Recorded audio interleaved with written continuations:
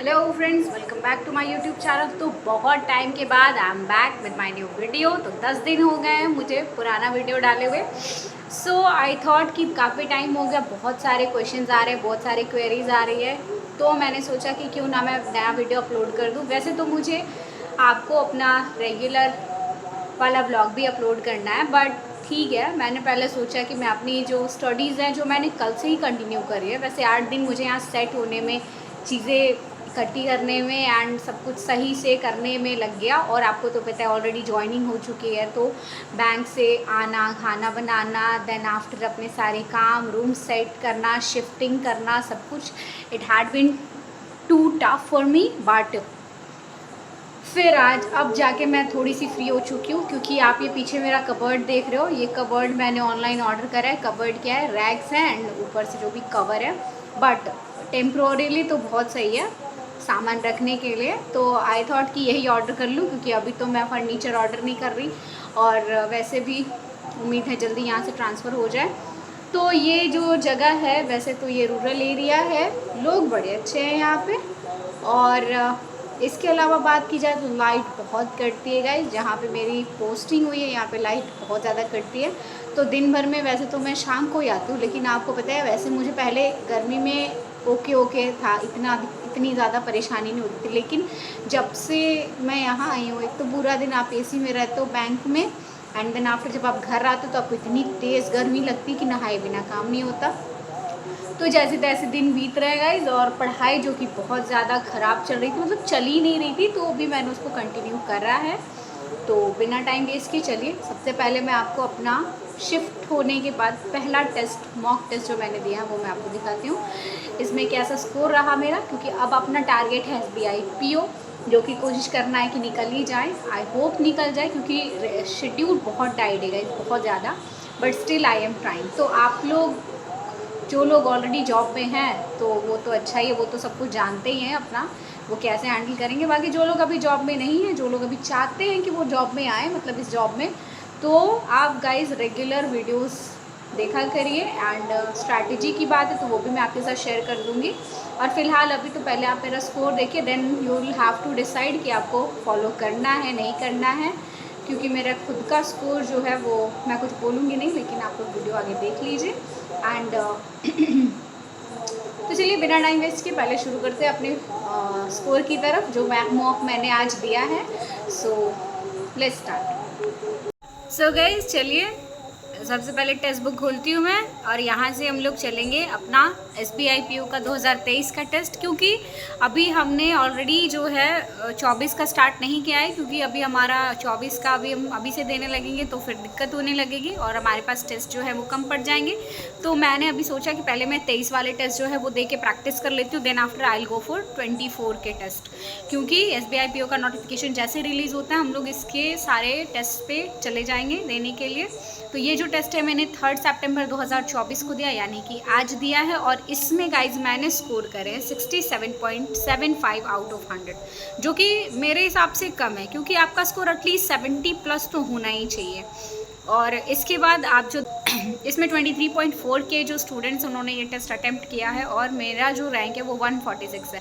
तो rank wise देखा जाए तो ठीक है, बट ये इतना भी अच्छा नहीं है। हालांकि पेपर मुझे लगा थोड़ा सा टफ है, बट इट्स ओके। और अब बात करें टोटल की, तो 5 इनकरेक्ट थे मेरे, 69 मैंने करेक्ट करे हैं, और 26 अनअटेम्प्टेड रह गए। इंग्लिश की बात करें तो मैंने 24 करेक्ट करा है, 4 गलत करे, 4 इनकरेक्ट करे हैं, और 2 अनअटेम्प्टेड छोड़े। तो टोटल स्कोर मेरा इंग्लिश में जो होता है वो 23 होता है। क्वांट की बात करें तो क्वांट में मैंने 24 जो है वो करेक्ट करे और 1 इनकरेक्ट करा, 10 अनअटेम्प्टेड छोड़े थे, तो इसका स्कोर मेरा 23.8 हुआ। और रीजनिंग की बात करें तो 21 करेक्ट और मैंने 14 जो है वो अनअटेम्प्टेड छोड़ दिए, तो टोटल स्कोर मेरा 21 हुआ। रीजनिंग में गाइस बात करें तो रीजनिंग में गलत नहीं हुआ, बट मैंने गलत क्वेश्चन सेलेक्ट कर लिया सॉल्व करने के लिए। तो ऐसा होता है ना, अभी जो आदत मेरी बन गई ना, बहुत टाइम से छूटने के बाद आपकी जो स्किप करने की जो आपकी आदत होती है वो थोड़ी सी अफेक्ट होती है। तो मेरी जो स्किप करने की आदत थी ना वो भी रुक गई। धीरे धीरे ये इम्प्रूव हो जाएगा, जैसा कि मुझे लगता है और जैसा कि मैं उम्मीद करती हूँ। और इसके साथ साथ अभी तो मैंने सिर्फ मॉक दिया है, अभी बाकी है हमारा वीकली, मंथली, CA सब कुछ रिविज़न, क्योंकि हम लोग अभी से लेके चलेंगे तभी काम हो पाएगा।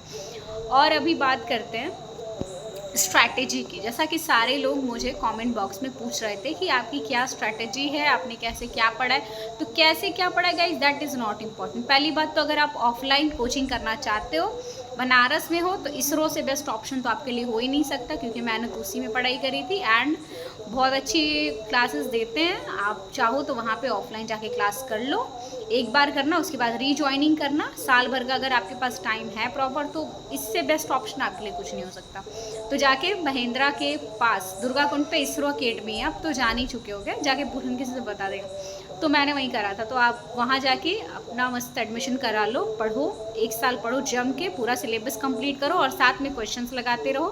तो सबसे पहला काम है आपका सिलेबस कंप्लीट होना। जैसे ही आपका सिलेबस कंप्लीट होता है, आप चुपचाप मॉक देना शुरू कर दो। मॉक दोगे तो मॉक देते देते आपकी जो मॉक भी देना, एनालिसिस भी करना है। मॉक दोगे तो आपको स्कोर पता चलेगा, और आप एनालिसिस करोगे तो आपको पता चलेगा कि आप कहाँ आपकी कमी हो रही है, आपको क्या नहीं समझ में आ रहा है। तो आपको ये डिस्कस करना है। अब आप जिससे भी डिस्कस करो, जिससे भी आपको ठीक लगे कि हाँ इनकी बातें मुझे समझ में आती है, तो आप डिस्कस करो आराम से।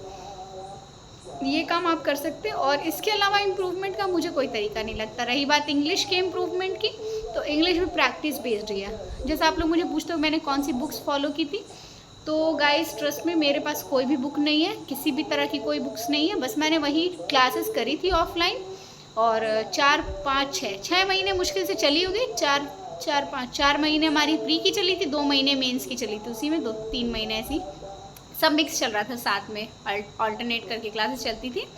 तो उसी से जो मैंने सीखा सो सीखा, और उसके बाद मैंने क्वेश्चंस बहुत अटेम्प्ट करे, और उसके बाद मेरे डाउट्स जो होते थे वो मैं जाके पूछ लेती थी।